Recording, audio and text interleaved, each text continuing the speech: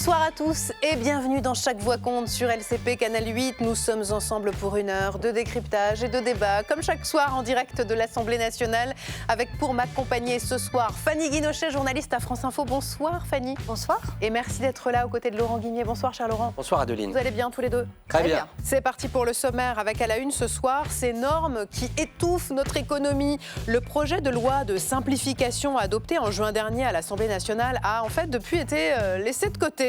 Victime collatérale de l'instabilité politique. Et en attendant, les entreprises continuent de crouler sous le poids de ces normes. Et vous allez voir que ça coûte cher, très cher à l'économie française. Et nous en parlons avec Denis Rénal. Bonsoir. Bonsoir. Vous êtes le vice-président de l'Union des entreprises de proximité, l'UDP, et le président de l'Union nationale des professions libérales. Merci d'être là aux côtés de Christophe Negelen. Bonsoir. Député Lyotte des Vosges et rapporteur du fameux projet de loi sur la simplification de la vie économique. Merci également d'être là aux côtés de Jérôme Gianesini, avocat en droit fiscal des entreprises.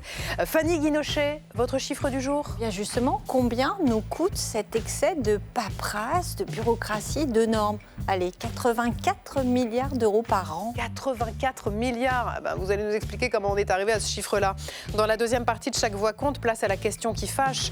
Train réservé aux femmes, salle de sport réservée aux femmes, voyage, discothèque rien que pour les filles. Question ce soir sur la percée des espaces non mixtes. Faut-il, pour les protéger, séparer les femmes des hommes?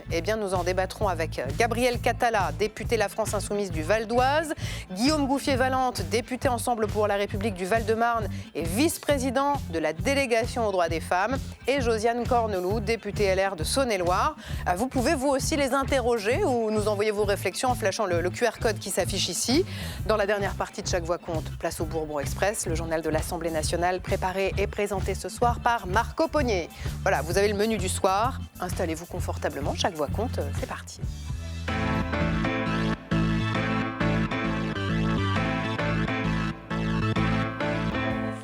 C'est un principe fondamental et implicite du droit. Nul n'est censé ignorer la loi. Mais comment faire quand, en 20 ans, plus de 1000 nouvelles lois ont été votées? Les normes et les procédures étouffent aujourd'hui les entreprises qui, ironie de l'histoire, attendent une loi de simplification. 2 minutes pour comprendre avec Clément Perrault.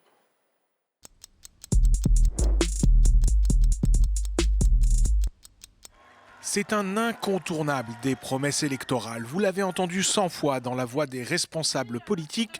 Les entrepreneurs n'en peuvent plus. Il faut simplifier les normes qui étouffent la France. Ces 400 000 normes qui s'empilent et qui empêchent tout projet de voir le jour. La France est une Marianne en corset. Nous entendons engager dès l'automne les états généraux de la simplification. Simplification de nos activités économiques, nous ne devons rien céder sur cette ambition. Le grand souci, c'est qu'une fois les élections passées, la mise en place de ces grands projets est souvent bien laborieuse. La simplification était ainsi l'un des grands objectifs économiques du second mandat d'Emmanuel Macron. En 2023, Bruno Le Maire, alors ministre de l'économie, avait commencé à plancher sur le sujet. Suppression des formulaires CERFA, accès facilité à la commande publique, diminution des formalités administratives, simplification des bulletins de paie. Bercy allait proposer le grand soir aux entrepreneurs. Sauf que la dissolution est passée par là et que le texte du gouvernement a gentiment glissé dans les limbes parlementaires. Au printemps, les députés ont enfin fini par se pencher sur le texte. La simplification est un travail sisyphéen, de longue haleine, semé d'embûches. Mais la nouvelle Assemblée a adopté une version très modifiée qui aura bien du mal à faire un jour consensus. À ce stade, une commission mixte paritaire entre députés et sénateurs est toujours attendue pour rallumer la flamme. Mais les délais, au gré des soubresauts politiques, ne cessent de s'allonger. Un temps annoncé en septembre, cet examen n'est désormais pas prévu d'ici les municipales de mars. Prémonitoire, dès 2021, Emmanuel Macron avait peut-être trouvé la bonne formule pour qualifier la situation. Et je vais vous dire, il n'y a rien de plus compliqué que la simplification. Alors, le gouvernement sans majorité parlementaire tentera-t-il de prendre le taureau par les cornes sur ce sujet d'ici la prochaine présidentielle? Rien n'est moins sûr. Alors le mieux, c'est de poser la question aux députés peut-être le mieux placés pour le savoir. Christophe Negelen, vous qui êtes le rapporteur de ce projet de loi de simplification de la vie économique, où en est-il aujourd'hui, 26 novembre ? Eh bien, hier matin, en conférence des présidents, le ministre en charge des relations avec le Parlement nous a annoncé que normalement, le 27 janvier était prévue la date pour le vote de ce projet de loi. Ce qui veut dire que normalement, la CMP devrait avoir lieu... La commission mixte paritaire. La commission mixte paritaire devrait avoir lieu quelques jours ou la semaine avant. En janvier. Comment ça se passe avec les sénateurs ? Il y a des points de blocage sur le texte ? Alors moi, j'étais rapporteur de la première partie, des articles 1 à 14. J'ai rencontré les deux rapporteurs issus du Sénat, les deux sénateurs. Sur la partie 1 à 14, on est à peu près en accord sur tous les points. Oui.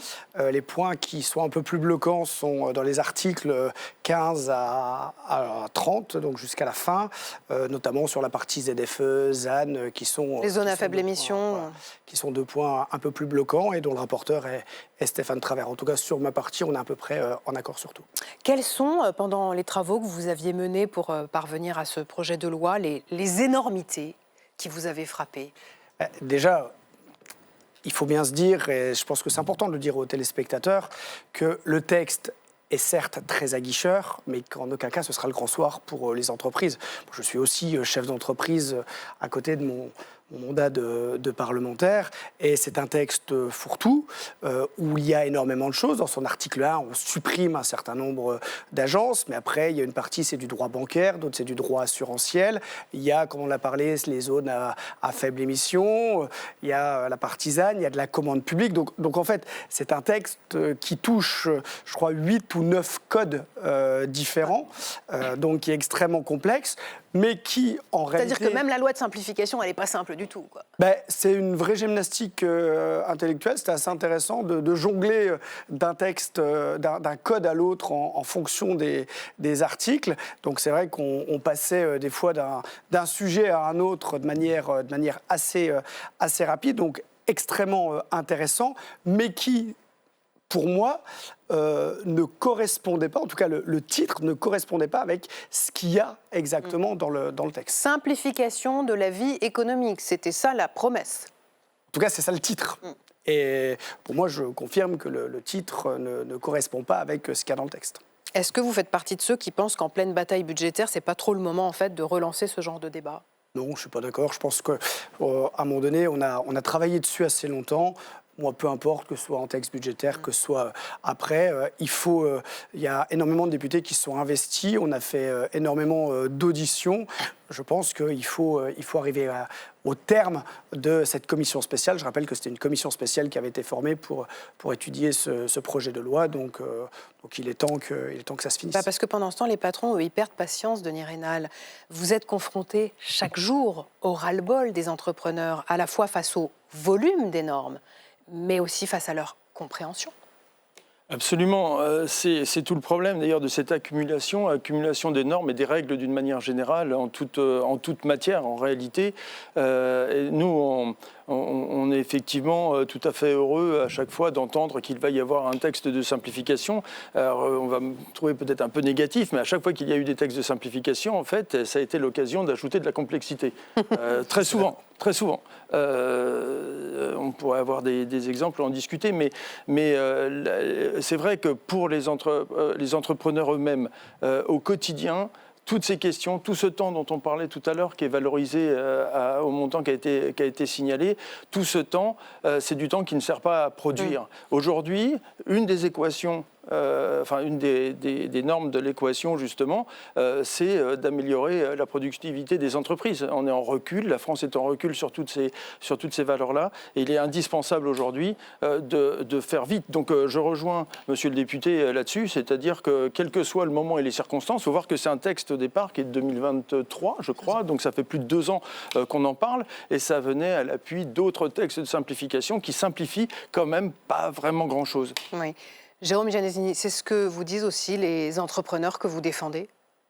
Bien sûr. En tant que praticien, on se réjouit toujours d'une loi de simplification, par principe. En tout cas, de l'intention. On a vu avec le guichet unique que ça pouvait créer plus de complexité, pour citer un exemple précis. Vous pouvez nous rappeler de quoi il s'agit ? Le guichet unique, c'est un guichet qui est donc sur le site de l'INPI. Et en fait, c'est l'Institut national de la propriété intellectuelle, qui est en fait un guichet informatique où on peut faire toutes les formalités sur ces sociétés. Pour faire simple, pratique à la base.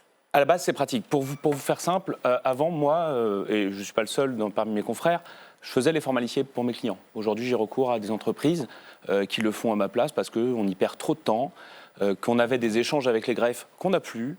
Et c'est générateur de grande complexité. Alors, pour nous, praticiens, pour les entrepreneurs, ils n'essaient même plus.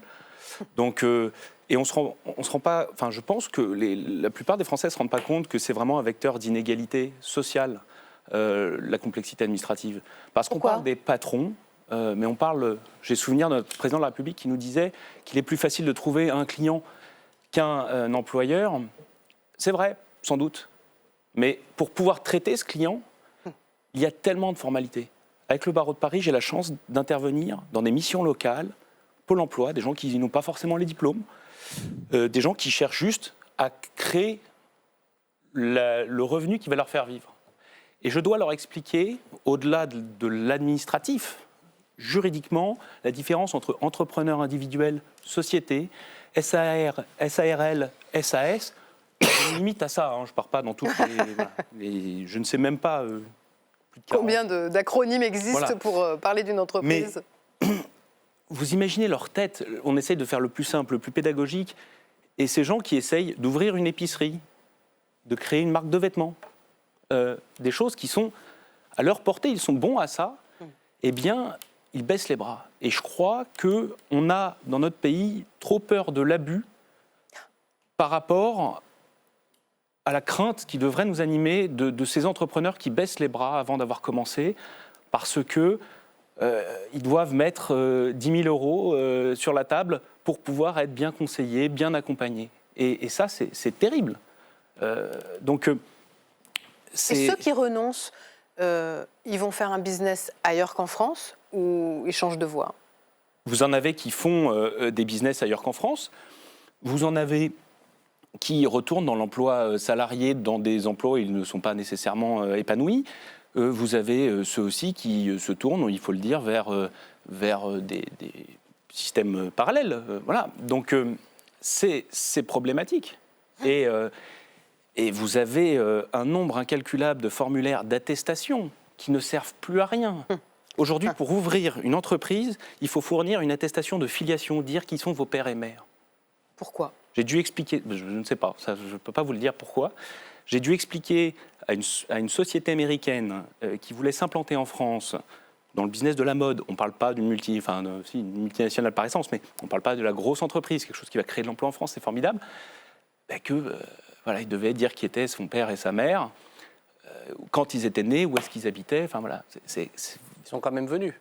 Ils sont quand même venus, parce qu'heureusement, on a des corps intermédiaires, je pense forcément aux avocats, aux experts comptables aussi, qui sont là pour attraire les personnes en France à développer. Mais je trouve que on perd du temps. On perd du temps, et puis surtout, encore une fois, même si ça me fait vivre, ce n'est pas nécessairement juste. Voilà, vous le disiez, on perd du temps, on perd de l'argent. Et on perd beaucoup d'argent, Fanny Guinochet. L'excès de normes, la paperasse, la bureaucratie, c'est un frein pour notre économie que Bercy a chiffré. Et c'est votre chiffre du jour. Et c'est un chiffre très élevé, 84 milliards d'euros par an. C'est 3 points de PIB, de produit intérieur brut. C'est le coût, effectivement, de cet excès de complexité, de lourdeur administrative. Et c'est une estimation qui a été donnée l'an dernier par Bruno Le Maire quand il était ministre de l'économie, en reprenant des chiffres de l'OCDE. Savez-vous, par exemple, que chaque chef d'entreprise de PME, donc les petites entreprises, consacre en moyenne 8 heures par semaine, juste à remplir de la paperasse, comme vous le disiez, à des attestations, à des tâches administratives. notamment les fameux CERFA, donc, qui sont les centres d'enregistrement et de révision des formulaires administratifs. C'est des imprimés administratifs, il y en a 1800 en France. Alors le gouvernement et le projet de loi que vous mentionnez a prévu de les réduire, mais quand même tout ça, vous le disiez très justement, c'est du temps qu'un chef d'entreprise ne passe pas à aller chercher de nouveaux clients, à innover, à employer, passer du temps à chercher des commandes, bref, à produire. C'est du temps perdu qui exaspère en plus les chefs d'entreprise, parfois les fait renoncer à certains business. C'est un coût inutile pour notre économie. D'où cette promesse de simplification. Alors de supprimer les formulaires, d'aider aussi à la commande publique, parce que là aussi, répondre à un appel d'offres d'une commande publique, ça peut être intéressant, mais on y passe tellement de temps que beaucoup de chefs d'entreprise renoncent, ou bien alors ils externalisent, ils demandent, et ça a un coût pour eux. Réduire les délais aussi quand on veut changer l'affectation parce qu'on veut ouvrir par exemple un site, changer un local commercial.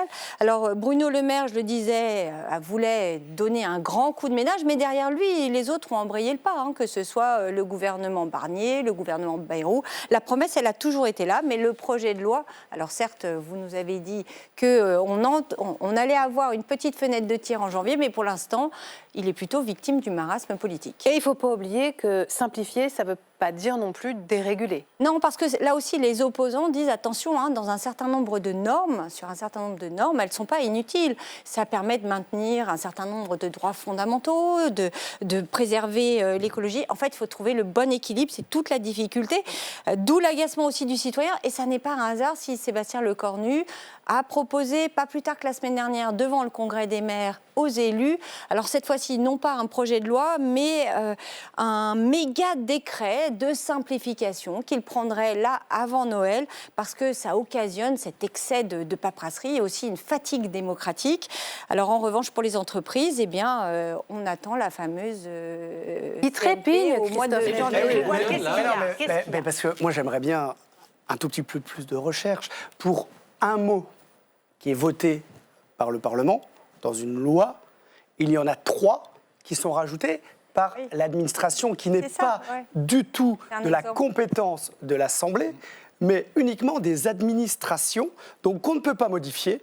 Donc pour chaque mot qui se situe dans une loi, ce qu'on appelle L législative, il y en a 3 qui sont dans ce qu'on appelle une loi R, donc réglementaire. Donc en réalité, à la main des parlementaires, c'est un quart de tout le marasme administratif. On n'est pas sorti des ronces. Et quand vous parlez des CERFA, parce que là aussi, vous parlez. Elle le dit poliment.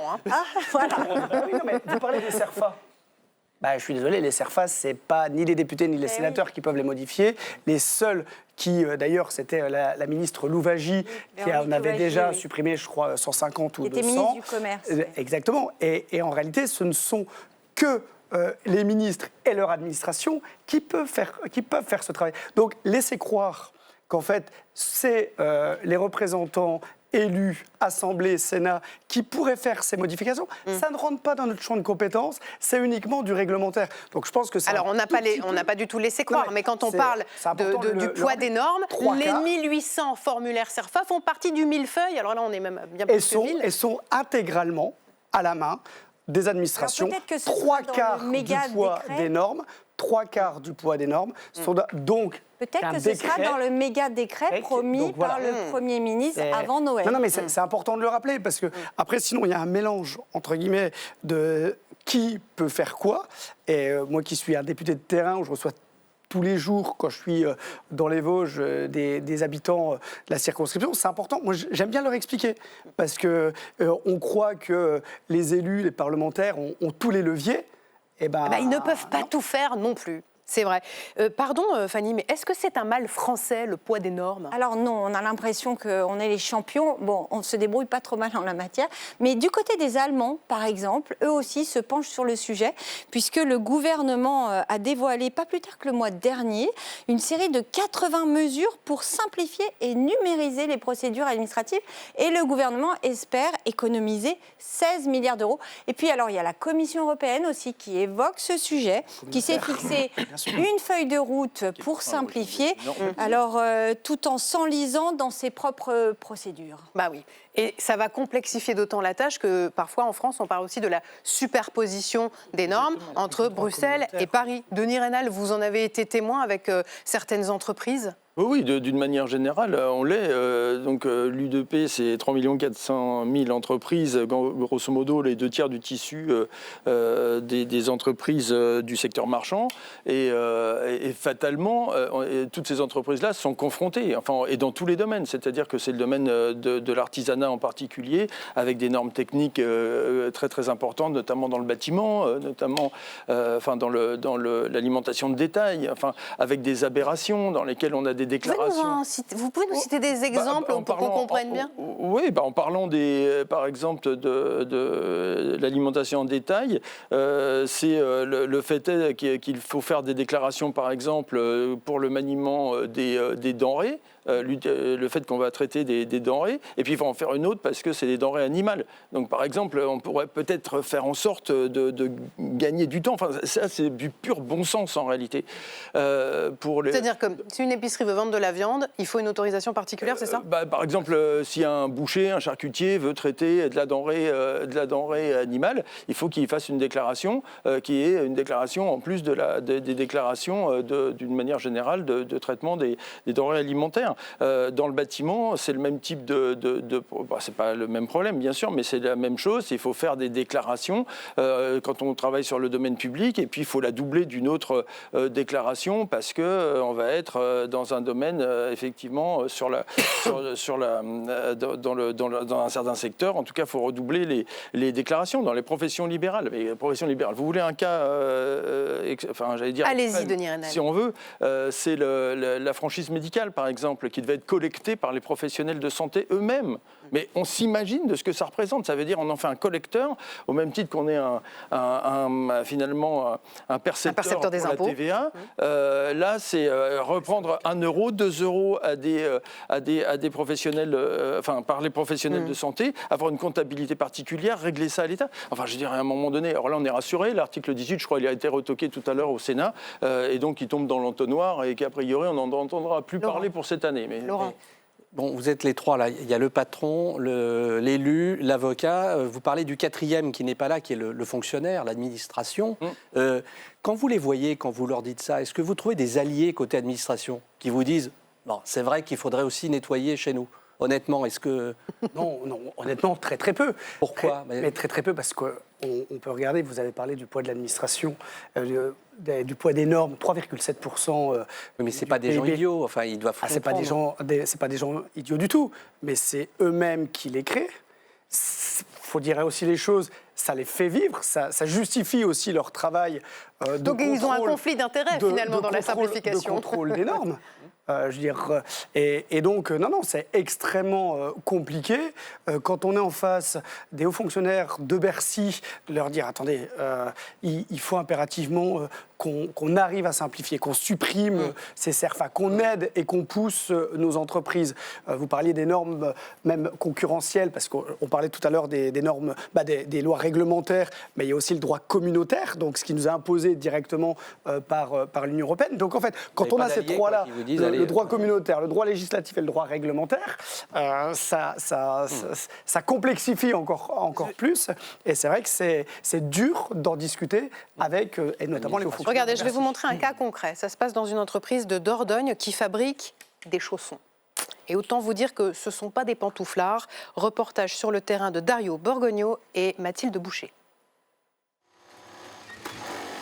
Pour produire chaque année 450 000 paires de chaussons, dans cet atelier, le procédé est très strict. Il y a de nombreuses normes imposées par l'État, comme par exemple avec le produit chimique utilisé pour la semelle, pas n'importe lequel. On vérifie le développement chimique du produit pour ne pas qu'il y ait de danger au niveau du consommateur. La concurrence étrangère ne va pas se préoccuper déjà d'une uniformisation du produit. Ils vont continuer certainement à faire le produit avec en tout cas moins de vérification en termes de qualité. Car ces conditions de sécurité sont peu appliquées aux géants de l'étranger. Si dans l'atelier, ces normes peuvent se justifier, côté bureau, pour les employés, les classeurs s'entassent un peu trop. On a une partie déclaration d'échange des biens, on a une partie TVA. Il n'y a jamais de simplification en fait, on continue de s'alourdir, on est obligé d'être contrôlé par un service, ensuite contrôlé par un autre, surveillé par un autre. Il y a beaucoup d'allers-retours avec les administrations. On a tous un peu le sentiment que c'est un peu trop. Un sentiment de trop-plein partagé par la direction. Xavier Paulin a repris cet atelier il y a 3 ans, après 30 ans de carrière en Asie. Alors qu'en Asie, on passait 90% de notre temps à faire le projet, à vendre, et 10% du temps à faire de l'administratif. En France, c'est quasiment l'inverse. On passe 90% du temps à remplir des papiers et 10% à faire ce qui fait vraiment vivre une boîte. Selon lui, cela représente même un manque à gagner de 30% environ. Si les administrations se parlaient un petit peu entre elles et qu'elles arrivaient à demander un seul document quand on a besoin d'en remplir 3, ça doit être assez facile à faire. Maintenant, il faut que les échelons départementaux, régionaux, nationaux se parlent un petit peu, écoutent un petit peu les entrepreneurs. Du temps et de l'argent qui pourraient être économisés pour être plus compétitifs sur les marchés. Christophe Najwen, je vous voyais réagir pendant le reportage. Et oui, mais ça m'a fait penser en fait à des exemples d'entreprises de textile où on leur impose, dans les Vosges, on leur impose des normes assez dures, notamment des normes environnementales, mais dans le même temps, on autorise l'importation de produits venant du Bangladesh, du Pakistan, faites dans des conditions terribles, avec aucune norme. Et en fait, on détruit, du fait de ces normes, on détruit de l'emploi en France. On ne fait pas baisser la consommation de vêtements en France. Et les consommateurs achètent dans des pays étrangers qui ont des normes sociétales, des normes environnementales qui sont beaucoup plus basses que les nôtres. Et en fait, c'est du perdant.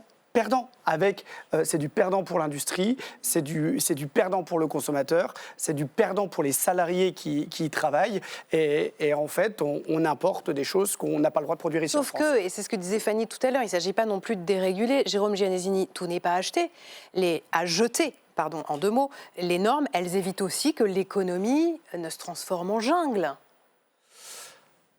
Je pense que c'est... Alors, oui, certainement. Je pense que... Vous n'avez pas l'air convaincu. Non, je pense qu'on est plus préoccupé par ça en France, quel que soit d'ailleurs le bord politique sur raison, que par le simple fait de prendre un risque. Laisser les gens peut-être gruger un peu, parce que ça fait partie aussi de notre culture, mais de produire en fait, de créer de l'activité. Et on s'imagine, quand on est avocat fiscaliste, nous tout de suite on est vu comme celui qui optimise, qui conseille les riches pour échapper à l'impôt. On n'a pas du tout dit ça. Non, je sais, mais je sais aussi ce qu'on pense de ma profession. En réalité, la plupart du temps, on est là pour juste expliquer aux gens comment ils doivent faire et comment ils pourraient peut-être essayer d'améliorer leur situation. Je rebondis sur ce que disait monsieur le député tout à l'heure sur les fonctionnaires. Il ne faut pas mettre tous les fonctionnaires dans le même panier. Nous, j'ai la chance, en France, d'avoir comme interlocuteur l'administration fiscale, je le dis, je suis un des rares à le dire, on a souvent des gens avec qui on peut discuter et qui font le service après-vente de tout ça. J'ai parlé des hauts fonctionnaires de Bercy dans le cadre de la construction d'un projet de loi. Non, bien sûr. Je n'ai pas... Ne fâchons pas. Mais ils font le service après-vente. Et on a des gens qui sont la plupart du temps compréhensifs, ce qui n'est pas le cas de toutes les administrations, l'URSSAF le premier, mais par contre, mais l'administration fiscale, on a des gens qui, à un moment donné, viennent voir les contribuables et leur disent écoutez, on a compris, vous n'avez pas voulu mal faire, on va essayer de s'arranger. Il y a un droit à l'erreur. Vous puissiez payer et vous en sortir, parce qu'au-delà du temps consacré à l'administratif, on ne s'imagine pas ce terme à la mode, mais ce terme à la mode de la charge mentale, de ce qui use et lime le moral des entrepreneurs au quotidien, d'avoir à penser « Ah, j'ai pas payé ma TVA, ah, j'ai pas déclaré, est-ce que je suis bien ?» 8 heures par semaine consacrées à la paperasse. Je pense que ces 8 heures ne prennent Fanny. pas en compte ce temps où on rumine, où on dort pas la nuit, et que nous, on reçoit dans nos cabinets. Denis Reynal, parmi les règles auxquelles vont devoir se soumettre bientôt les très petites entreprises et les petites et moyennes entreprises, il y a la facture électronique. Oui. Toutes devront être en mesure de recevoir et émettre des factures électroniques. Pourquoi ça coince ? Parce que là, on se dit, finalement, la facturation électronique, il faut vivre avec son temps, ça fera gagner du temps à terme, et pourtant, pour l'instant, ça bloque. D'abord, je ne suis pas sûr. Enfin, il y a l'argument du temps qui est soulevé. C'est pour rassurer un peu, mais je ne suis pas convaincu d'ailleurs de son impact. En tout cas, l'impact, je ne pense pas qu'il ait été véritablement calculé. L'objectif est surtout, finalement, et il est noble, hein, d'éviter justement la fraude. Mais l'application, et c'est pareil pour les TPE, PME, j'avais encore hier, je participais à un webinaire spécialisé chez les avocats sur le problème de la facturation électronique. Il y a le e-invoicing, il y a le e-reporting, et on apprend de cette manière-là que le micro-entrepreneur ou l'auto-entrepreneur, enfin qui est soumis à la franchise en base de TVA, va devoir pour autant faire du e-reporting, se mettre également là-dessus parce qu'il est. Et ils ne sont pas prêts là aujourd'hui, alors que c'est le 1er janvier. Hein. Non, c'est le 1er septembre 2026 pour recevoir et le 1er septembre 2027 pour émettre pour les TPE, en tout cas pour les petites entreprises. Mais c'est tout le problème, c'est-à-dire que c'est toujours la même chose, c'est-à-dire qu'on doit, nous on a demandé ça effectivement, que pour les TPE, PME, il y ait un stress test finalement, que quand on prend une mesure, on voit quel est son impact en termes de charges administratives supplémentaires et de sécurité juridique. Quand ça doit être fait, et nous on aimerait d'ailleurs à l'UDP que ça s'applique à peu près à tous les cas de textes, de mesures qu'on vient remettre là-dessus. Ça découragerait un certain nombre de mesures, je suis à peu près certain, avant même de faire le test. Est-ce que vous dites aussi qu'il faut adapter les règles en fonction de la taille des entreprises ? Bien sûr. Sans aucun doute. Vous le dites aussi, monsieur le député ? Je vais dire deux choses sur la facturation électronique, parce que c'est dans ma partie du projet de loi. En commission, j'avais proposé qu'on décale d'un an. J'avais continué les auditions entre la commission et le texte dans l'hémicycle, et notamment les experts comptables, eux, l'ordre des experts comptables, qui, eux, demandaient justement à ce que ça soit plutôt, parce qu'ils avaient anticipé avec leurs clients, et c'est ce qu'ils nous avaient dit, avec leurs clients. Moi, j'ai demandé à des entreprises, on a regardé sur des entreprises dans les Vosges, où une entreprise de 14 salariés, ça lui faisait gagner, dans le commerce, ça lui faisait gagner un demi-ETP à peu près de passer en facturation électronique, ce qui permettait de réorienter ce demi-ETP vers équivalent temps plein, vers d'autres tâches. Et en effet, concernant le test, il y avait la question de se dire, est-ce qu'on le fait faire par les CCI, est-ce qu'on demande aux chambres consulaires de faire ces tests entreprises, comment est-ce qu'on arrive, et en réalité, personne n'était exactement d'accord. Celle qui était le plus volontaire, c'était vraiment les CCI, en disant nous on est prêts à l'assumer et à le faire. C'était ce que je portais, c'est pas ce qui a été décidé in fine, mais j'aurais trouvé que c'était en effet le plus cohérent, et d'avoir une différenciation entre TPE, PME et grandes entreprises. On se revoit fin janvier après la commission mixte paritaire, en espérant que ce dossier est avancé. Merci sincèrement à tous les trois d'être venus ce soir sur le plateau de Chaque Voix compte. Dans un instant, on va passer à la question qui fâche. On va parler d'un tout autre sujet. On va parler de la multiplication des zones non mixtes. Mais avant cela, c'est quelle histoire ? Et c'est Laurent Guimier.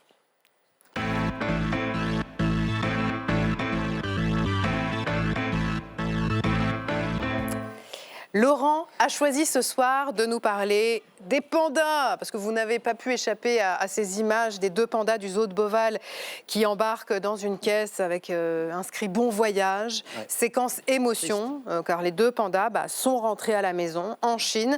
Mais alors vous, Laurent, vous ne pouvez pas vous empêcher d'y voir des éléments de langage politique. Ah oui, et je vais vous le prouver, Adeline. Ce qu'on a vu à Beauval il y a 48 heures, ça n'est pas uniquement Ciao Panda, c'est aussi un épisode de la série Paris-Pékin, saison 50. Je vous explique pourquoi.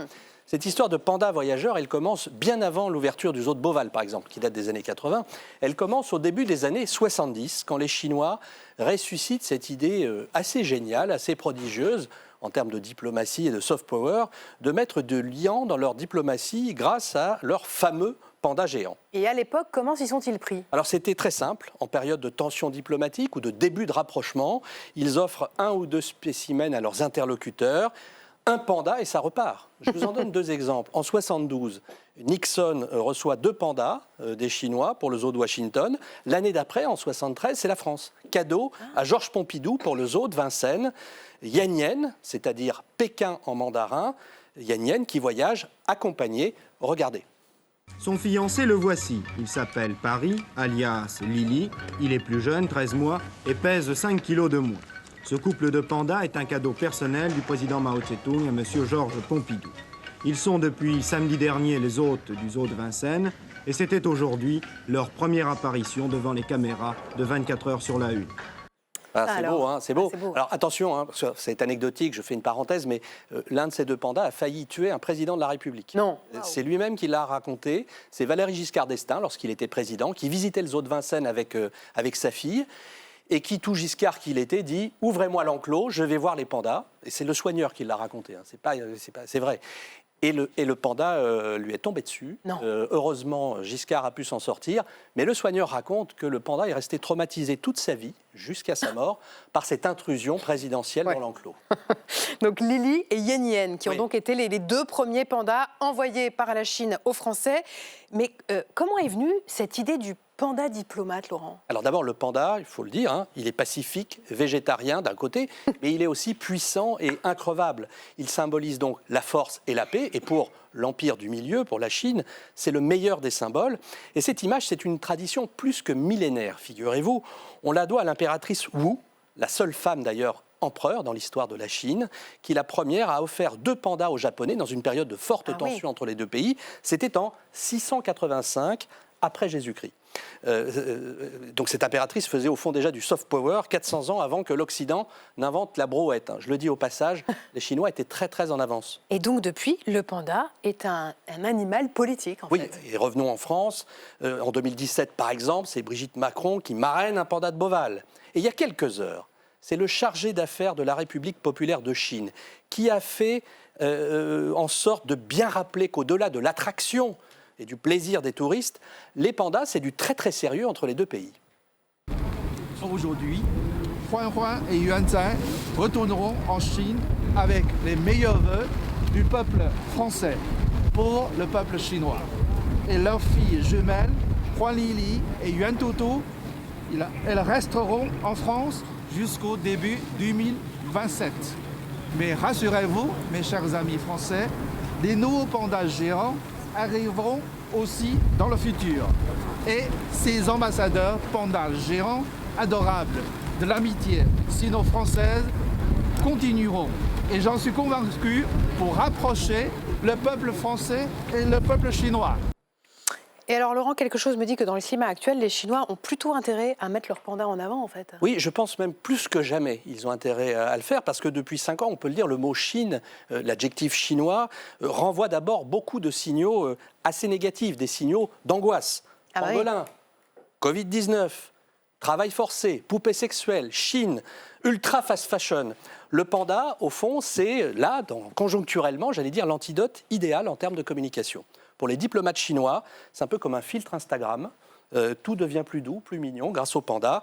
On zappe le pangolin. Et alors, comme par hasard, tout cela arrive au moment où Emmanuel Macron s'apprête à partir en visite d'État en Chine. Oui, parce que le président de la République s'envole pile dans une semaine pour 3 jours à Pékin et dans la région de Chengdu, où se trouve justement l'un des plus gros centres d'élevage de pandas géants. Alors Adeline, vous me connaissez, j'ai mené l'enquête, j'ai demandé à l'entourage du chef de l'État si une séquence panda était au programme. Et on m'a répondu pas impossible. Ça veut dire que on verra la semaine prochaine. En tout cas, quand je vous dis que le panda est le meilleur ami de l'homme politique, je crois qu'on le verra encore dans les mois et les années qui viennent. Image générée par l'intelligence artificielle de ces 2 pandas qui nous font coucou et qui sont trop mignons. Merci l'équipe qui a fabriqué ces formidables images. Merci Laurent. On passe à la question qui fâche.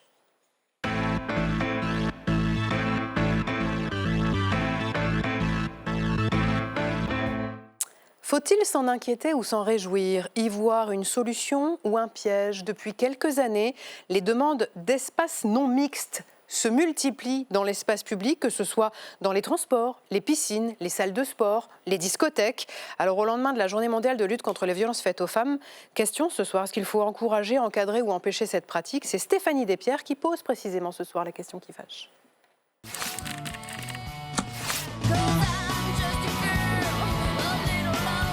Tout est parti de cette pétition signée par plus de 30 000 personnes.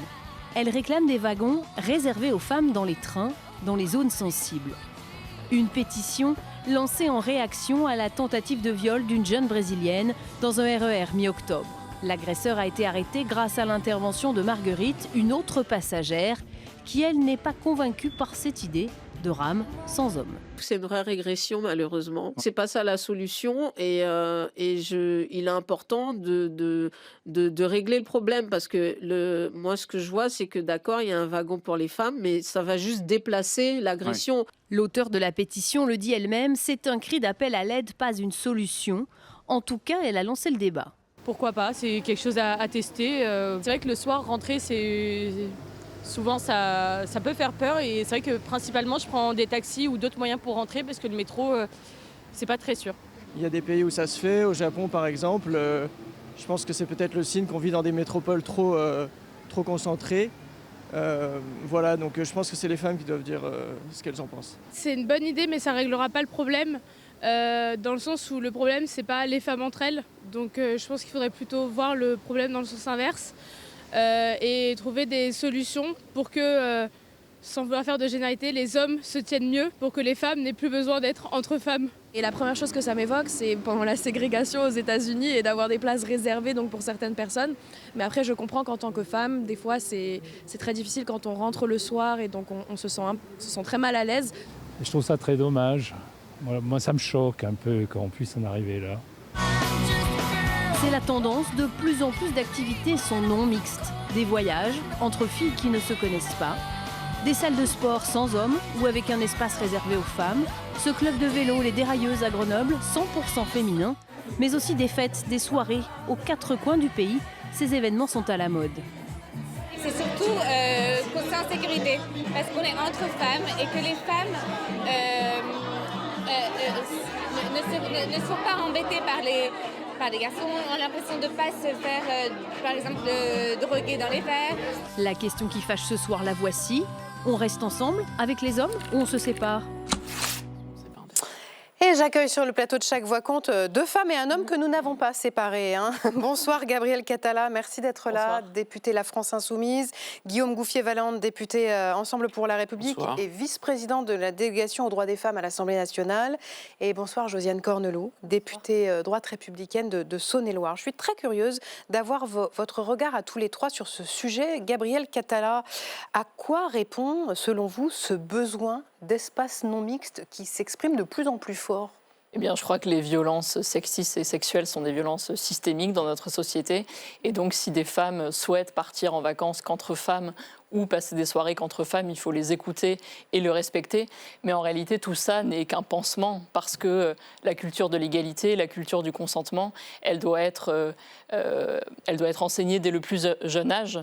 Et donc, ce qu'il faut, c'est pas des soirées non mixtes et des transports non mixtes, c'est des moyens, et c'est que l'État ait une véritable politique de lutte contre les violences sexistes et sexuelles. Et on voit par exemple que s'agissant de l'EVARS, qui est l'éducation à la vie affective, relationnelle et sexuelle, qui est une obligation depuis 2001, une obligation qui consiste à ce que 3 fois par an, de l'école primaire jusqu'au lycée, des enfants aient des cours à la vie relationnelle et sexuelle. Et ce n'est pas fait. Moins de 15% des enfants dans notre pays. Vous savez, Gabriel Catala, c'est étonnant que vous parliez de ça, parce que je me suis penchée sur ce sujet en préparant cette émission, et il se trouve que ces cours, quand ils ont lieu en non-mixité. On sépare les garçons des filles pour parler de ces sujets-là à l'école. Alors, ils n'ont pas forcément lieu en non-mixité, mais lorsque c'est le cas, je peux le comprendre, parce qu'on est toujours plus à l'aise avec des semblables qui partagent notre condition pour s'exprimer, pour avoir une parole plus libre. Je vous rappelle que, par exemple, le MLF, le Mouvement de libération des femmes, prévoyait des réunions en non-mixité, étaient composées uniquement de femmes, et que cela a fait avancer le féminisme.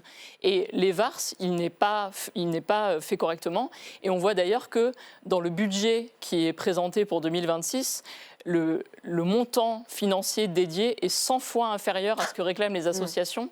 Et d'ailleurs, on ne sait même pas exactement quel est le montant, mais en tout cas, il ne correspond pas aux besoins réels. Et dans notre pays, il y a déjà un réel défaut en matière d'éducation, mais ensuite, il y a des défauts à toutes les échelles de la société et de la vie. C'est-à-dire qu'ensuite, les femmes sont toujours mal accueillies à la police, à la gendarmerie lorsqu'elles portent plainte. La justice n'a pas les moyens de faire face à l'ampleur des violences sexistes et sexuelles. Lorsque nous proposons des mesures sur le budget, lorsque nous en avons débattu en commission, c'est-à-dire plus de téléphones grave danger, une meilleure formation pour les policiers, les gendarmes, pour les magistrats, tout cela est rejeté. Et donc ce n'est que lorsque le gouvernement prendra la mesure de la gravité de ces violences que nous pourrons avancer. Guillaume Gouffier-Valente, est-ce que l'instauration de zones non mixtes, ça vous paraît être une solution pour protéger les femmes?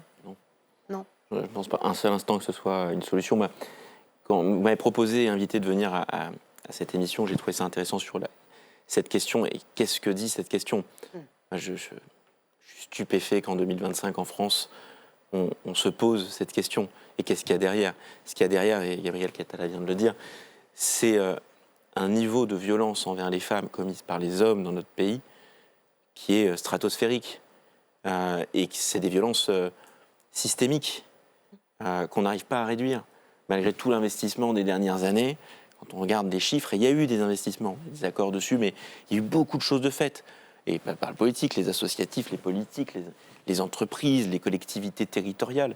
La réalité, cette année, c'est plus de 150 femmes qui ont été tuées par un conjoint, ex-conjoint ou un proche. 900 femmes en 2024 qui se sont suicidées ou ont tenté de se suicider suite au harcèlement d'un ex-conjoint ou d'un conjoint. C'est des centaines de milliers de femmes et d'enfants qui vivent dans la terreur de bourreaux qu'elles connaissent dans la plupart des cas. Et les chiffres sont sûrement minorés. Mais quand vous avez 3374 femmes qui, en 2024, ont été victimes de violences sexistes ou sexuelles dans les transports en commun. Et là, je vais revenir à ce que j'ai été rapporteur sur un texte il n'y a pas longtemps. Dans les transports en commun, les violences, elles baissent partout, sauf sur un critère, les violences sexistes et sexuelles, qui sont en hausse. Plus 86% en 10 ans. Plus 86%. Et ça, ces violences sont systémiques. En Île-de-France. Mais la solution, désolé, le problème, c'est pas les femmes, le problème, c'est nous les hommes. Donc la solution, c'est pas de restreindre l'espace public des femmes. La solution, ça passe dès quand même un moment de déconstruire l'ensemble des stéréotypes de genre. Les hommes vont devoir bouger. Bruno Solo faisait une vidéo l'autre jour. Non, on va devoir changer. Tous les hommes doivent changer. On ne peut pas rester avec ce niveau de Bruno Solo qui signait la tribune de l'association ONU Femmes pour que les hommes sortent de leur silence et il l'a signé avec David Pellico. On doit avoir des sanctions, je pense, plus dures vis-à-vis des auteurs, bien entendu. On doit renforcer les moyens de sécurisation des espaces publics, des espaces de transport. C'est ce qu'on essaye de faire, mais il faut encore davantage mais donc, renforcer. quand 32 000 femmes signent une pétition pour demander la non-mixité de certains wagons dans les transports d'Île-de-France, certes, vous dites que ce n'est pas une solution, mais est-ce que vous les comprenez et est-ce que vous acceptez? Et on l'entend. Et d'ailleurs, vous le disiez dans le reportage, la personne qui a déposé la pétition, c'est un cri d'alarme. Ce n'est pas la solution, c'est un cri d'alarme. Regardez la situation dans laquelle on est. Par ailleurs, ce niveau de violence dans lequel on est aujourd'hui en France, un autre élément de contexte, il se déroule dans un moment où nous observons dans notre pays, comme partout ailleurs sur la planète, une montée rapide des mouvements masculinistes qui promeuvent justement ces systèmes de domination et de violence envers les femmes. Donc il y a un moment, il faut réagir, mais la solution, c'est certainement pas de restreindre l'espace public, la présence dans l'espace public des femmes ou la participation à la vie publique des femmes. Josiane Corneloup, je vous voyais réagir et acquiescer aussi à ce que disait Guillaume Gouffier-Valente. Vous, cette non-mixité dans les transports en commun, vous n'y êtes pas favorable? Pas du tout. Je trouve que c'est une vraie régression, puisque notre pays repose sur un principe simple qui est l'égalité entre tous les citoyens, quel que soit leur sexe, quel que soit leur genre, quelle que soit leur religion. Et je pense que cette mixité, elle fonde vraiment nos principes républicains. Et le fait d'établir cette non-mixité, je trouve, vient vraiment nuire à cela, dans la mesure où c'est aussi le vivre ensemble, c'est aussi le fait de s'écouter, c'est aussi tout cela. Et finalement, nous mettons tout cela à mal.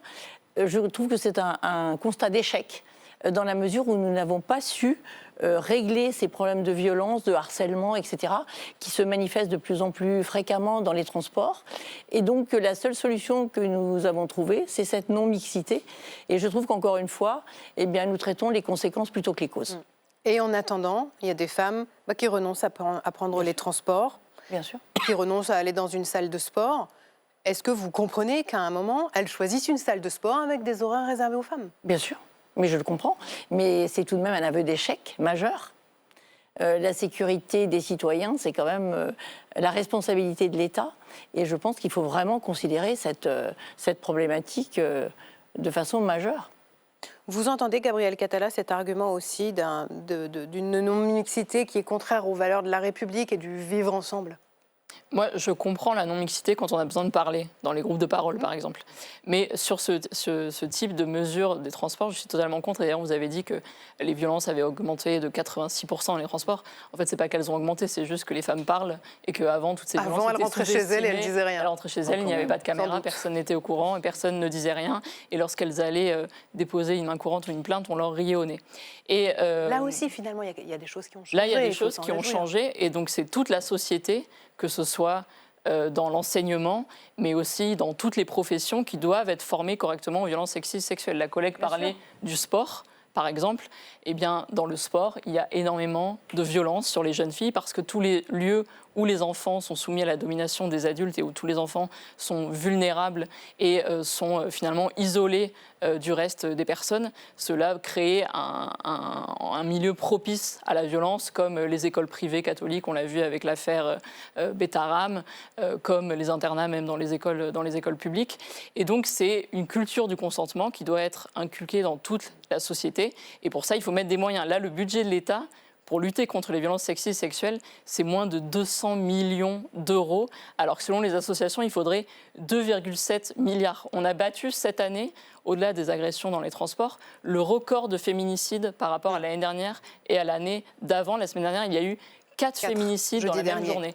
Et pour vraiment savoir quelles sont les politiques publiques à mettre en place et quels sont les investissements réels, puisqu'ils sont extrêmement faibles. Moi, par exemple, j'ai déposé une commission d'enquête à l'Assemblée nationale qui, je l'espère, sera votée en janvier. On est plus de 100 députés à avoir signé de 8 groupes différents. Et j'aimerais qu'on enquête sur ce sujet-là, sur pourquoi la violence patriarcale fait toujours autant de dégâts dans notre pays et pourquoi il n'y a pas de réelle. Vous voulez politique enquêter publique sur ce sujet et à la fois, ça paraît tellement, pardonnez-moi, mais vaste. C'est-à-dire, vous menez une commission d'enquête sur ce sujet, vous la menez comment ? Eh bien, pour mener une commission d'enquête sur ce sujet, quand on a une commission d'enquête, on a le pouvoir de saisir des documents et d'auditionner des personnes sous serment. Et donc, ça permet de saisir tous les documents qu'il y aurait à Bercy, au ministère de la Justice, au ministère de l'Intérieur, d'interroger des sociologues, des professionnels, des criminologues, des magistrats. Que nous dirait-il que l'on ne sait pas déjà ? Et ce qu'on aurait, c'est des données extrêmement précises qui sont aujourd'hui pas réellement public, parce que nous, en tant que parlementaires, quand on discute d'un budget, par exemple, on a ce qu'on appelle un bleu budgétaire, où il y a un certain nombre de détails, mais en réalité, on ne sait pas ce qui est réellement exécuté. Quand on nous parle, par exemple, de l'augmentation du budget pour la formation des policiers, moi, la dernière fois que je me suis renseignée, j'ai vu que sur les violences conjugales, ils avaient une demi-journée où ils regardaient un film et que ça n'allait pas plus loin. Donc, je ne vois pas comment on accueille mieux les femmes dans les commissariats et en gendarmerie avec ce genre de formation. Et pour les magistrats, par exemple, la formation a évolué, mais en formation continue, la formation sur les violences sexistes, sexuelles, sur comment traiter les victimes lors des procès pour éviter ce qu'on appelle la victimisation secondaire. Pour celles et ceux qui sont dans la profession depuis longtemps, ce n'est pas obligatoire, par exemple. Guillaume Gouffier-Valente. Juste sur, par exemple, la formation des magistrats, pour donner un exemple, sur ces sujets, ça remonte à 2018. Et après la loi de programmation portée par Nicole Belloubet. Non, mais sur et pas avant. Non, mais par exemple, imagine. Oui. Non, mais c'est initial et continue. Donc tout le travail à faire. Il faut voir qu'en 2019, quand on fait le Grenelle des violences conjugales, quand Édouard Philippe, le Premier ministre d'alors, déclare qu'un père qui frappe, un homme qui frappe sa femme n'est pas un bon père, on avait des juges qui nous disaient donc c'est pas ce qu'on nous a appris. Le bouleversement, c'était hier, ça. Oui. C'était pas il y a 30 ou 40 ans. Et on prenait sur le mot vaste, effectivement, le sujet est vaste. On dit il est systémique. Ce ne sont pas des faits divers, c'est un fait de société. Et on a notre société qui ne bouge clairement pas assez vite. Et ça va nous demander de réinterroger toutes nos politiques publiques et notre manière d'aborder cette lutte contre ces violences sexuelles et sexistes. C'est pour ça que nous sommes un certain nombre de députés à avoir déposé une proposition de loi intégrale avant-hier. Transpartisane. C'est Céline Thibault-Martinez qui en est la première signataire, et qu'Aurore Berger, ministre chargée de l'égalité entre les femmes et les hommes et de la lutte contre les discriminations, travaille elle aussi, en lien avec l'ensemble des groupes parlementaires, à la préparation d'un projet de loi. Nous sommes un certain nombre à souhaiter que la France puisse le plus rapidement possible se doter d'une loi intégrale, comme ce qu'ont fait les Espagnols il y a 20 ans. C'est ce que j'allais vous dire. Est-ce que vous allez vous inspirer de ce qui se passe et de ce qui a marché ailleurs ? Adossé à une loi de programmation budgétaire. Moi, je pense qu'il faut de la programmation budgétaire pour voir comment on rehausse dans le temps ces budgets. J'espère que ça reviendra le plus rapidement possible, une des priorités du côté de Matignon, notamment. Josiane Cornelot. Moi, je pense qu'il faut mesurer les causes.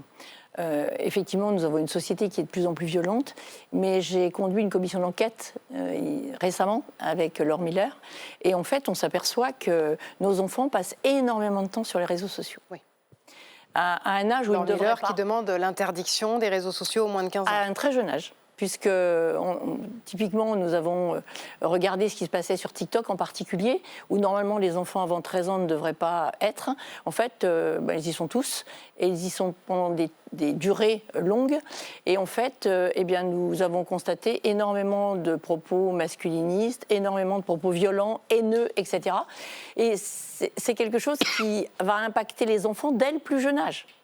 Donc je trouve qu'on ne mesure pas assez aujourd'hui l'impact des réseaux sociaux sur cette violence qui s'installe de façon de plus en plus prégnante dans toute notre société. Et puis, je pense qu'il faut effectivement sensibiliser les parents. J'entends les séances EVARS, mais je pense que les parents ont un rôle aussi dans le respect de l'autre, dans l'éducation de nos fils. Dans l'éducation, tout à fait, de leurs garçons, bien sûr. Gabriel Catala, vous êtes d'accord? Oui, alors effectivement, il y a des mouvements masculinistes qui prospèrent sur les réseaux sociaux, mais la domination masculine et la violence masculiniste, ça n'a pas commencé avec les réseaux sociaux. Regardez comment a été traité le féminicide de Marie Trintignant. Premièrement, on n'utilisait pas le mot féminicide. Et pendant on disait des semaines, crime passionnel. Voilà, elle a été victime d'un crime passionnel, de l'amour, de la jalousie, de je ne sais quoi. Et lorsque son ami Lio était invité sur les plateaux pour la défendre, tout le monde lui riait au nez. Tout ça était, quand on regarde comment la presse a traité ce sujet-là, ça, on est aujourd'hui il y a 50 ans, ahuri. c'était il y a 20 ans. C'était il y a uniquement 20 ans. Et quand on parle des féminicides qui augmentent, on n'en parle que depuis 10 ans, puisqu'avant, ils n'étaient même pas comptés. Et aujourd'hui, ce sont les associations qui consultent la presse locale, la presse régionale, pour récolter le nombre de crimes contre les femmes qui sont mentionnés dans la presse. Et ça, ce n'est pas normal. Ça devrait être au ministère, il faudrait des critères clairs, parce qu'aujourd'hui, par exemple, le ministère de l'Intérieur ne va pas compter forcément les jeunes femmes mineures. Il ne va pas compter les femmes trans. C'est ce qui explique aussi qu'on a des données et des chiffres de féminicides qui sont différents, parce qu'il y a aussi les féminicides qui sont considérés avec féminicide par le conjoint ou l'ex-conjoint, et les autres féminicides. Voilà, exactement. Mais pourtant, c'est exactement la même logique. C'est-à-dire de dominer une autre personne et de lui ôter la vie en raison de son sexe ou de son genre. Et en attendant, les femmes s'arrangent entre elles, vont à la piscine entre elles, occupent un wagon entre elles quand elles sont plusieurs, font des réunions entre elles, vont en discothèque entre elles, sans attendre qu'une loi vienne les aider ou qu'une commission d'enquête vienne nous donner les bons chiffres. Et vous avez aussi le poids des addictions, qui est extrêmement important. Et je pense qu'on voit bien aujourd'hui sur la santé mentale, comme les addictions ont dégradé la santé mentale. Et quand vous voyez le nombre de passages, l'augmentation du nombre de passages aux urgences pour des problématiques de santé mentale en lien avec des addictions, vous vous dites que, évidemment, ce sont des comportements qui ne sont pas maîtrisés et qui se traduisent par une violence accrue, voire des féminicides. Merci à tous les trois. On va passer tout de suite au Bourbon Express. C'est le journal de l'Assemblée nationale, préparé et présenté ce soir par Marco Pommier. Plein de choses ce soir, vous allez voir.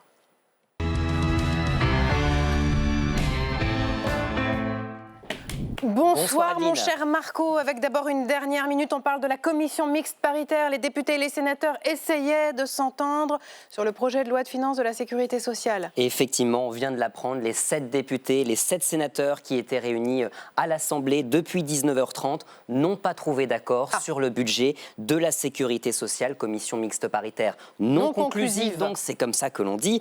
Alors c'était un échec annoncé. On va retrouver Elsa Mondingava depuis la salle des 4 colonnes. Elsa, bonsoir, vous avez tout suivi pour nous. Pourquoi ça a bloqué et que va-t-il se passer maintenant ? Alors déjà, on voulait vraiment avoir le résultat pour pouvoir vous le donner dans l'émission. Regardez, on a fini il y a quelques secondes les interviews avec les membres de la commission mixte paritaire. 20h08, échec de cette commission. Vous l'avez dit, c'est pas du tout une surprise. L'Assemblée et le Sénat ont 2 visions complètement différentes. On nous avait donc dit qu'elle allait durer une demi-heure. Qu'est-ce qui va se passer maintenant ? Le texte revient à l'Assemblée en commission samedi, en hémicycle à partir de mardi. Et certains disent encore qu'un chemin existe, sans être optimistes, mais en disant que certains certaines personnes demandent de la responsabilité, peut-être de la droite jusqu'au PS. C'est en tout cas le champ que Sébastien Lecornu doit convaincre de la droite au PS pour essayer de faire adopter son budget. On n'y est pas encore, mais beaucoup disent que cet échec, il était annoncé. Ça n'augure pas que ce soit plus simple pour la suite, mais l'Assemblée reprend le texte en main d'ici samedi et donc la semaine prochaine. Des échanges ont lieu très régulièrement entre le gouvernement et les socialistes, entre le bloc central et les socialistes pour essayer d'avancer sur ce budget de la sécurité sociale. Merci beaucoup Elsa, avec un vote solennel programmé sur ce budget de la sécurité sociale pour l'heure, le 9 décembre. Guillaume Gouffé-Valente, pas de surprise, on s'attendait à ce que cette commission mixte paritaire ne soit pas conclusive. Oui, aucune surprise. Aucune surprise non plus. Non. Aucune surprise. Les sénateurs avaient dit dès le début qu'ils étaient contre le décalage bidon des socialistes de la retraite à 64 ans, qui est en fait un vote pour la retraite à 64 ans dans 3 ans. Et donc c'était largement prévisible et ça permettra au gouvernement de jouer la montre, puisqu'on va arriver au coup près des 50 jours pour ce budget de la Sécu et de passer ensuite par ordonnance. Oh, le décalage n'est pas bidon. Ça dépend du point de vue. Je te propose d'aller dire ça à un ouvrier né en 1970 qui sera ravi de partir à 64 ans. L'autre grand sujet du jour à l'Assemblée nationale, c'était Chine, avec l'audition d'un patron qui n'a pas mâché ses mots mais qui s'est aussi fait bousculer. C'est Frédéric Merlin, c'est le patron du BHV qui préside la SGM, la Société des grands magasins. Oui, Frédéric Merlin qui n'a pas enchanté la Commission des affaires économiques ce matin. Et oui, inconnu du grand public il y a encore quelques semaines, il a déclenché un tollé national après avoir noué un partenariat avec Shein, le géant chinois de l'ultra fast fashion, avec l'ouverture d'un magasin physique, le premier en France début novembre à Paris. Ce matin, il a donc répondu aux questions des députés dans un climat tendu. Et votre partenariat avec Shein n'est que le sommet d'un iceberg de désastre social et économique. Ce n'est pas les quelques produits que vous avez physiquement, c'est une marque que vous mettez en avant en France, et ça, il faudra l'assumer, M. Merlin. Mais pour briller, faut-il vraiment être prêt à tout, y compris à sacrifier toute boussole éthique ? Un chef d'entreprise, il n'est pas juste la victime de ce qui se passe, il a aussi sa part de responsabilité. Et jusqu'à maintenant, vous avez essayé de vous dégager de toutes vos responsabilités. Et la réponse ne s'est pas fait attendre, aussi ferme que le ton des questions. Et aujourd'hui, moi, je ne suis pas le défenseur de Chine. Je suis simplement un commerçant qui a besoin de faire vivre son commerce et qui est, je le redis, fier d'accueillir une marque, qui répond à plus de 25 millions de clients français. Et je crois, monsieur le député, que nous sommes exactement dans la démonstration de la complète déconnexion de l'appareil politique et de ce qu'est la réalité et la volonté des Français. Et le moins qu'on puisse dire, c'est que cette vision n'est pas partagée par les députés. 83 parlementaires de tous bords ont signé une tribune publiée dimanche pour réclamer l'interdiction de Shein en France pour atteinte à la santé publique, à l'environnement et à l'emploi. Alors, une tribune qui, forcément, n'a pas été très appréciée par Shein. Et d'ailleurs, on rappelle que les représentants de la marque sont attendus de pied ferme à l'Assemblée nationale. Oui, mais 2 fois qu'ils sont convoqués à l'Assemblée, 2 fois qu'ils ne viennent pas. Après le scandale de la vente de poupées pédopornographiques et des armes de catégorie A, les députés de la Commission du développement durable perdent patience, surtout leur présidente. Dans un courrier, la semaine dernière, Sandrine Lefeur leur avait proposé une nouvelle date, le 2 décembre. Quid de la réponse ? Écoutez. Donc Shein m'ont répondu et ont encore une fois décliné plus ou moins l'invitation en prétextant toujours l'enquête judiciaire et puis en demandant des compléments d'informations sur la tenue et le déroulement de cette audition. Sauf qu'ils ont déjà eu les conditions du déroulement de cette audition. Je ne comprends pas pourquoi ils ne veulent pas venir devant les députés. Et ce matin, j'ai eu une validation du bureau de la commission pour saisir le procureur de la République si Shein ne se présente pas à nous. Et si le groupe ne se présente pas, eh bien le groupe chinois risque une amende de 7 500 €. Et il se trouve qu'hier, Pardon ? Ça va faire couler Shein 7 500. 7 500 €. C'est vrai qu'on peut estimer que ce n'est pas énorme pour un tel groupe, bien sûr. Il se trouve qu'hier, à la Commission des affaires économiques, c'est Michel-Édouard Leclerc qui était entendu. Et il en a parlé de Shein aussi. Oui, et sur ce coup-là, il n'était pas vraiment en phase aussi avec les députés, auditionnés hier par la Commission des affaires économiques. Il a été interpellé sur le sujet, l'occasion pour lui de dénoncer, je cite, l'hystérie autour de Shein. Ça fait 7 ans que Shein est en France.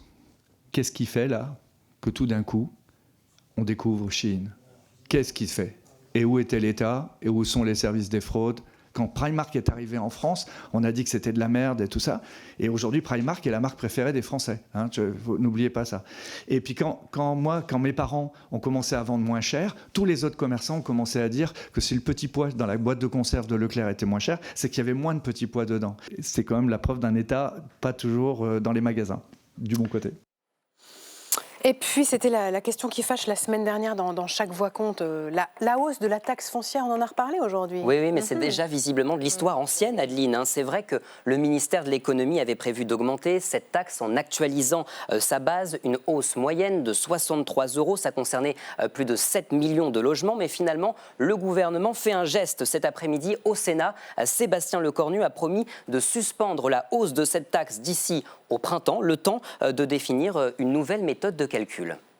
Toute approche nationale est morte-née. Donc il va falloir revenir à une approche départementale, voire même à une approche infradépartementale. Ensuite, je pense qu'il faut changer de méthode pour l'avenir. Il est clair que notre système de revalorisation des bases locatives tels qu'ils existent depuis 1959 ont trouvé toutes leurs limites et, comme dirait l'autre, ils sont devenus désormais caducs. Une bonne nouvelle donc pour les propriétaires. En 10 ans, la taxe foncière a augmenté de 37%. Bon, si ça ne marche pas à Paris, on redonne ça aux départements et aux régions. Je sais pas, en tout cas, il faut peut-être revoir en fait, notre modèle de fiscalité locale. C'est ce que nous n'avons pas fait quand nous avons supprimé la taxe d'habitation. Et pour le coup, c'était une erreur.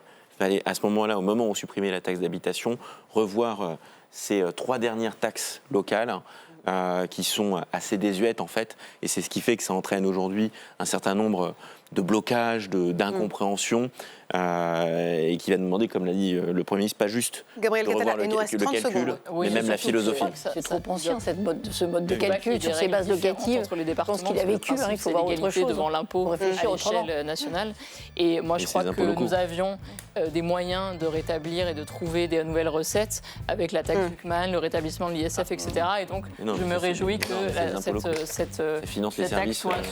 Bon, les services publics locaux. Merci en tout cas à tous les 3 d'être venus ce soir sur le plateau de Chaque Voix compte. Cette émission est rediffusée tout à l'heure à 23h30. Vous la retrouverez aussi en replay sur lcp.fr. Chaque Voix compte revient demain à 19h30. À demain, bonne soirée. Et j'ai pas vu bien dire.